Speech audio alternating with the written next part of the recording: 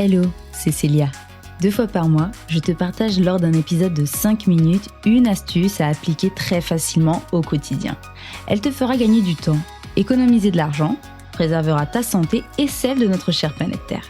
Alors c'est parti pour l'épisode du jour.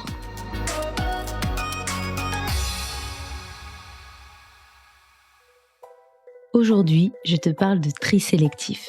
Pour la petite histoire, en 1972, la Convention de Londres interdit pour la première fois de jeter dans les mers et océans certains déchets dangereux tels que les bois industriels ou les déchets radioactifs. Waouh! Autant dire que cette convention n'a pas été suffisante. Ce sont aujourd'hui près de 634 000 kilos de déchets qui sont déversés chaque seconde dans nos océans. Donc à peu de choses près, 20 milliards de tonnes de déchets par an. C'est finalement en 1992, donc 20 ans plus tard, que le premier centre de tri français est inauguré à Dunkerque, ce qui va marquer le début de l'ère du recyclage. Alors je sais ce que tu es en train de te dire. Oh non, encore un énième discours sur le recyclage. Eh ben oui, t'as pas tout à fait tort. Mais moi ce que je veux te démontrer, c'est que trier, c'est certes un acte positif pour la planète, mais c'est en fait avant tout et surtout toi qui en sors gagnant. Mais alors comment ? D'abord, argument numéro 1, personne n'a envie de se baigner dans une mer remplie de déchets.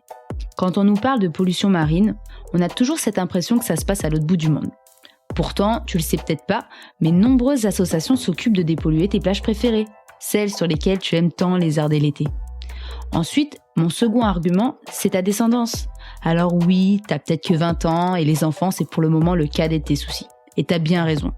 Mais pourtant, sache que chacun de tes actes ont bel et bien des conséquences pouvant être inéluctables.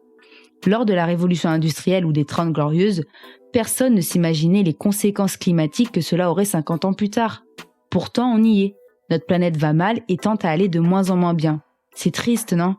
Alors, je sais pas toi, mais je ne souhaite à aucun enfant de naître et grandir sur une planète où l'air est irrespirable, les températures invivables et où nos espaces ne sont que de vastes étendues de déchets.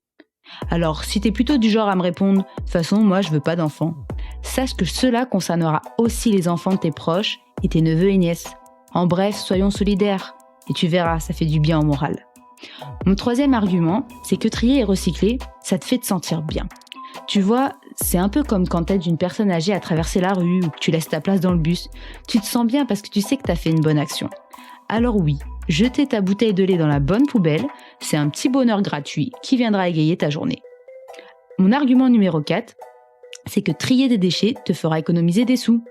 Alors je sais que tu ne payes peut-être pas encore tes propres impôts locaux, cependant, sache que tôt ou tard, tu seras toi aussi concerné. Connais-tu le principe du pollueur-payeur ? Non. Alors écoute bien ce que je vais te dire. En 1986, l'Union européenne a adopté via l'acte unique européen le principe du pollueur-payeur. Petite minute de culture G, cela consiste à faire prendre en compte par chaque acteur économique les externalités négatives de son activité. En gros, tu pollues, tu payes. Là où en tant que citoyen tu es toi aussi concerné, c'est que certaines villes ont décidé de l'appliquer également aux citoyens. Donc plus ta poubelle est lourde et plus tes impôts te coûtent cher.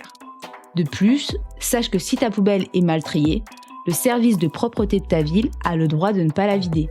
Alors bon courage pour te débarrasser de tes déchets. En gros, il vaut mieux réfléchir à 2 fois avant de jeter n'importe quoi dans n'importe quelle poubelle.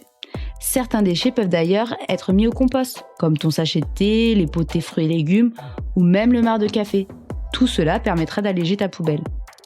Mon 5e et dernier argument, ça concerne bien évidemment notre planète. Savais-tu que le tri sélectif réduit notamment les émissions de CO2, protège les ressources naturelles et économise de l'énergie en donnant une seconde vie aux produits ? C'est pas moi qui dis, c'est la Fondation Nicolas Hulot. De plus, recycler ton papier évite l'abattage de milliers d'arbres chaque année. 1 tonne de papier recyclé, ce sont 18 arbres sauvés. Et là, ce sont toutes ces espèces animales qui disparaissent chaque année à cause de la déforestation qui nous disent merci. Tu peux d'ailleurs retrouver ces informations sur le site recupestri.com. Ok, petit récap des 6 bonnes raisons pour lesquelles tu devrais sérieusement te mettre au tri de tes déchets. Tout d'abord, je doute fort que tu aies envie de te baigner l'été avec les déchets de tes voisins. De plus, pense à ta descendance. Elle aussi a le droit de grandir dans un environnement vivable. Ensuite, ça te permettra de te sentir bien pour le reste de ta journée. Argument non négligeable, trier tes déchets te fera économiser de l'argent. Et pour terminer, pour l'avenir de ta planète. Si tu souhaites d'ailleurs plus d'informations pour savoir comment trier et recycler tes déchets, tu peux te rendre sur le site ciredom.com. Tu le retrouveras dans la description. Voilà, j'espère que cet épisode t'a plu. N'hésite pas à laisser 5 étoiles et un commentaire sur Apple Podcast pour toucher toujours plus de monde. N'oublie pas, c'est lorsque l'on agit ensemble que nos actes ont un impact. À dans 15 jours pour le prochain épisode.